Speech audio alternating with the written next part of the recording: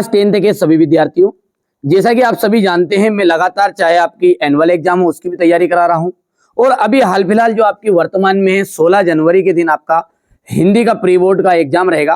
केवल और केवल 2 प्रश्न पत्र आपको सोल्व कराऊंगा। यहाँ पर देख लीजिए, ये है आपका सेट बी यानी कि सेट बा कहेंगे इसे, और ये सेट आ है। बस दोनों को कर लोगे तो समझ लीजिए कि 75 के 75 नंबर आपके कवर हो जाएंगे। ठीक है, कोशिश रहेगी मेरी कि आपको सारी चीजें प्रोवाइड करवा दूं ताकि समय से पहले जो चीजें मिल जाएगी तो हमारे बच्चे अच्छे से उन्हें कंप्लीट भी कर लेंगे। चलिए शुरू करते हैं ना, ध्यान से समझिएगा। इसमें से अधिकांश चीजें आपकी एनुअल एग्जाम में भी टकराएगी। प्रयोगवाद के जनक माने जाते हैं। देखिए, प्रयोगवाद के जनक है जो महादेवी वर्मा है, अज्ञे है, सूरदास है, सुमित्रा नंदन पंत है। तो यहाँ पर 4 ऑप्शन आपके हैं। ठीक है, तो यहाँ पर जो अज्ञे है वो आपके प्रयोगवाद के जनक माने जाते हैं। देखिए, हारिल पक्षी की तुलना किससे की गई? हारिल पक्षी की जो तुलना थी ना, अपने गोपियों ने हारिल पक्षी की तुलना किससे की थी? तो उद्धव से की थी। सॉरी, उद्धव से नहीं की थी, उद्धव को कही थी कि हमारे जो कृष्ण है वो तो हारिल पक्षी की तरह है। अच्छा, हारिल पक्षी कौन?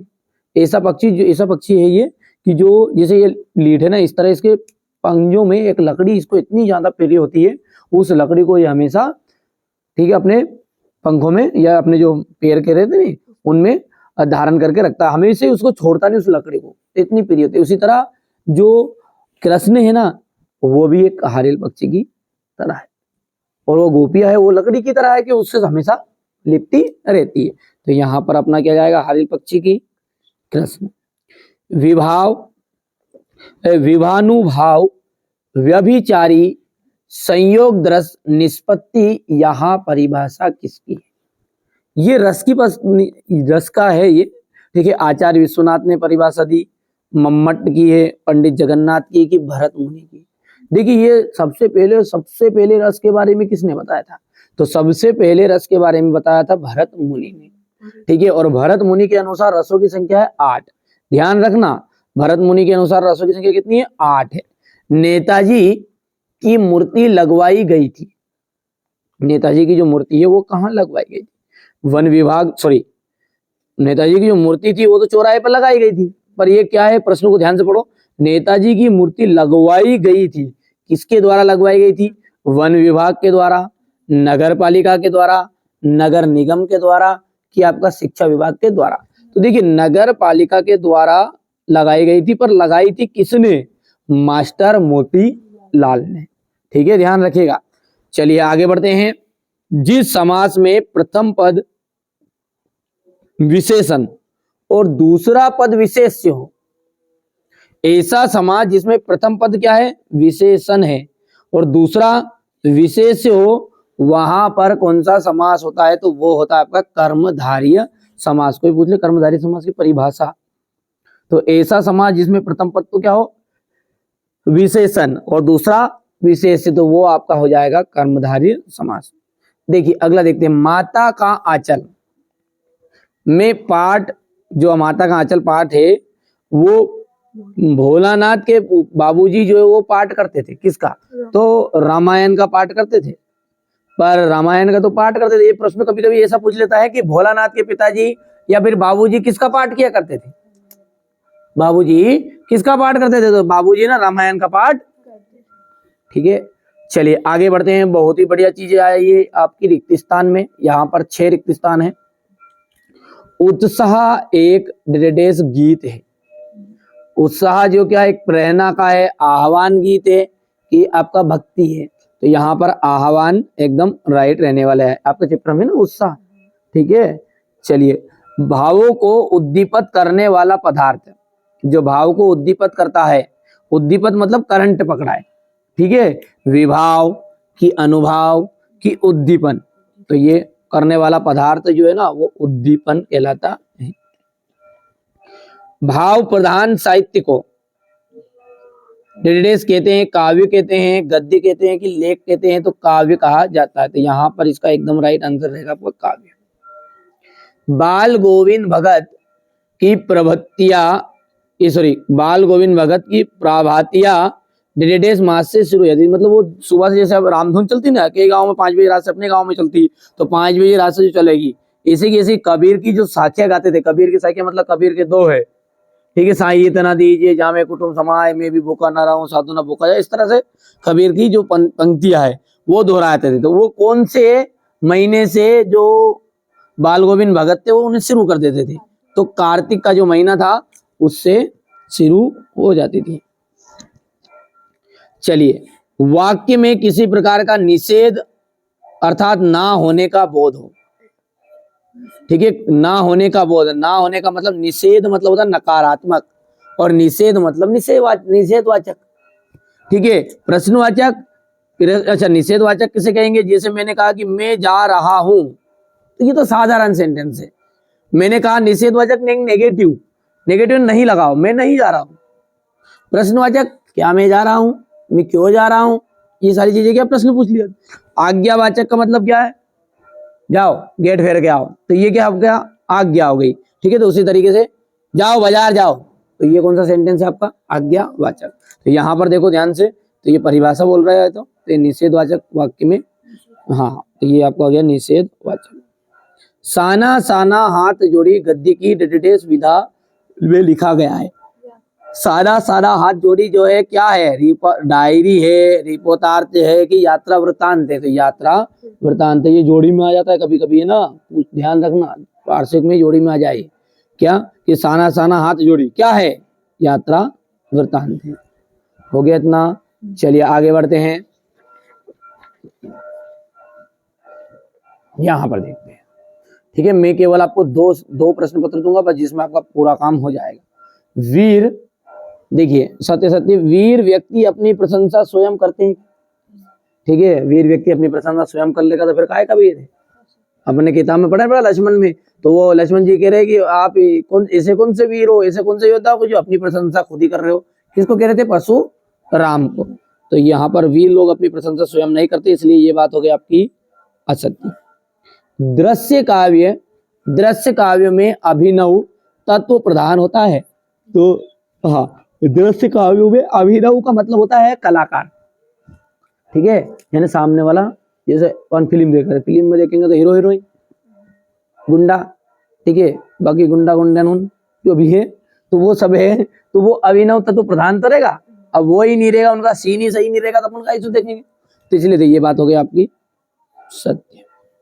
नाटक गद्य की गौण विधा में आता है, ठीक है, नाटक जो है गद्य की गौण विधा है क्या, तो ये आपका असत्य रहने वाला है। लखनऊ का बालम खीरा प्रसिद्ध है, लखनऊ का बालम खीरा क्या है, प्रसिद्ध है, तो ये आपका सत्य रहने वाला है। देखिए शब्द शक्ति कितने प्रकार की होती है, तो अभिधा, लक्षणा और व्यंजना। तो ये भी बोल रहा है सामने वाला कि शब्द शक्ति कितने प्रकार की होती है, तो 3 प्रकार की। लेखक अज्ञेय मनोविज्ञान के विद्यार्थी थे, लेखक अज्ञेय जो है वो क्या मनोविज्ञान के विद्यार्थी थे क्या, तो ये बात भी आपकी सत्य रहने वाली है। आगे देखते हैं जोड़ी को।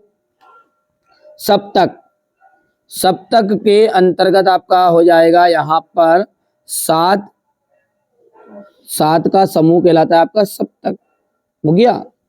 प्रस्तुत के माध्यम से अप्रस्तुत का बोध, कोई भी कथन है, कोई भी वाक्य है, उसमें प्रस्तुत के माध्यम से अप्रस्तुत का बोध होता है, वहां होता है अन्योक्ति अलंकार।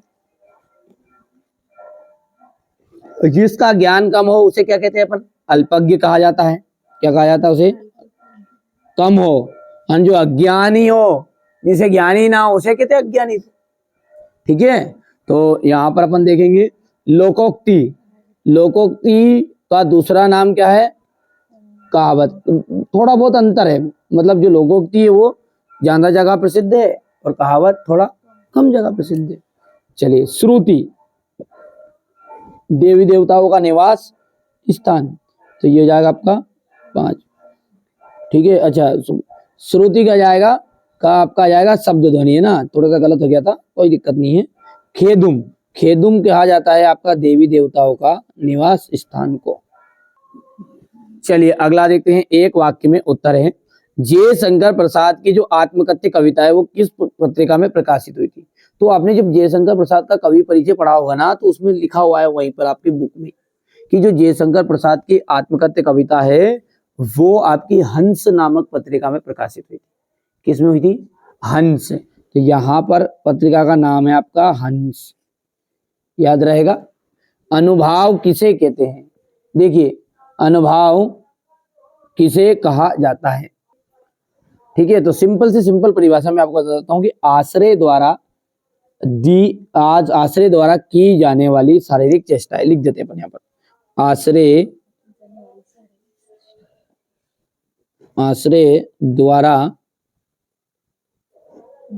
की जाने वाली शारीरिक, ठीक है, तो यहाँ पर जाएगा आपका शारीरिक चेष्टा है। ठीक है, बस इसको आप कहते हैं अपन अनुभाव, इतना सिंपल लिखना है। संस्कृति, ठीक है, संस्कृति निबंध हमें किससे टकराने, ठीक है, संस्कृति जो निबंध है हमें किससे टकराने का, संस्कृति निबंध जो है हमें किससे टकराने के लिए प्रेरणा देता है? तो देखिए, संस्कृति निबंध जो है ना, हमें जो जटिल प्रश्न है किसके, सभ्यता और संस्कृति से, ठीक है, सभ्यता और संस्कृति से जुड़े जटिल प्रश्नों से। तो ये जटिल प्रश्न से, यहाँ पर जटिल प्रश्नों से, ठीक है, जो भी चीजें हैं उनसे, जटिल प्रश्न जो भी हमारे मन में उठने वाले उन चीजों से लड़ने की क्षमता देता है। दो स्वरों को आपस में मिलाने पर कौन सी संधि होगी? तो आप समझते हैं, स्वर जब दो स्वर मिलेंगे तो स्वर संधि होगी। तो यहाँ पर मैं लिख देता हूँ चौथे का उत्तर, तो यहाँ पर आपका स्वर संधि। भोलानाथ और उसके साथी अमोले को घिसकर क्या बजाते थे? वो जो आम रहते ना, आम की गुठली, और आम की गुठली पर घिस लो अपन, वो बजाए पुंगी। हाँ बस, तो वही उसे क्या कहते हैं अपन? शहनाई। ठीक है, तो पुंगी बजा, पुंगी पुंगी। ठीक है, तो यहाँ पर आ जाएगा इसमें क्या किताब में उसका नाम है? पुंगी नाम नहीं है ना, शहनाई है। चलिए आगे देखते हैं, हिरोशिमा नामक कविता किस काव्य संग्रह से ली गई है? तो हिरोशिमा जो कविता है वो आपका सदा नीरा काव्य संग्रह से ली गई। तो सदा नीरा। चलिए, अब इतनी चीजें तो आपकी हो गई है। अब देखते हैं अपन क्वेश्चन नंबर 6 को, ध्यान से देखते हैं, समझते हैं। कोई दिक्कत नहीं, पूरा सॉल्यूशन देने का कोशिश करूंगा। मेरी कोशिश यही है कि आप अच्छे से नंबर प्राप्त करें और अच्छा स्कोर करें, है ना। चलिए, इनमें से आपका यह समझ लीजिए कि 30% पेपर में, वार्षिक पेपर में भी आ जाएगा। देखिए प्रश्न क्या है हमारा, रीति काल को श्रृंगार काल क्यों कहा जाता है? तो देखिए यहाँ पर देखो, इसका उत्तर यहाँ से है। रीति काल को श्रृंगार काल इसलिए कहा जाता है क्योंकि इसमें क्या है, श्रृंगार रस का अधिक वर्णन हुआ है। रीति काल काव्य में क्या हुआ, श्रृंगार रस का अधिक वर्णन हुआ है, इसलिए इसको क्या कहते हैं, बोले जल्दी से, श्रृंगार रस भी कहा जाता है, श्रृंगार काल भी कहा जाता है। प्रगतिवादी कवि के दो कवि का नाम और उनकी एक रचनाएं बतानी है। तो दो कवि के नाम की बात करें अपन, तो यहां से आपको दो कवि के नाम जो है वो दो कवि के नाम लिख देने हैं और रचनाएं लिख देनी है। ठीक है, इसके बाद में आपका अगला जो क्वेश्चन है वो क्या है, ठीक है, नागार्जुन या फिर जयशंकर प्रसाद, दोनों में से एक का आपको लिखना है। तो ये नागार्जुन का यहाँ पर देख सकते हैं, इसका सॉल्यूशन है ये। फिर सारा सॉल्यूशन आपको लास्ट में पूरी पीडीएफ के थ्रू दे दूंगा। पहले अपन क्वेश्चन देख लेते हैं ना। चलिए, तो इस तरीके से रहेंगे ये क्वेश्चन आपके 100% श्योर, इनमें से आपके 95% आपके एग्जाम में फंस जाएंगे क्वेश्चन। ठीक है, ये आपका क्वेश्चन नंबर 10 रहेगा, ये 11 के बाद में ये आपका 12 हो गया इतना, के बाद में 13, 14, 15, 16, ये 17।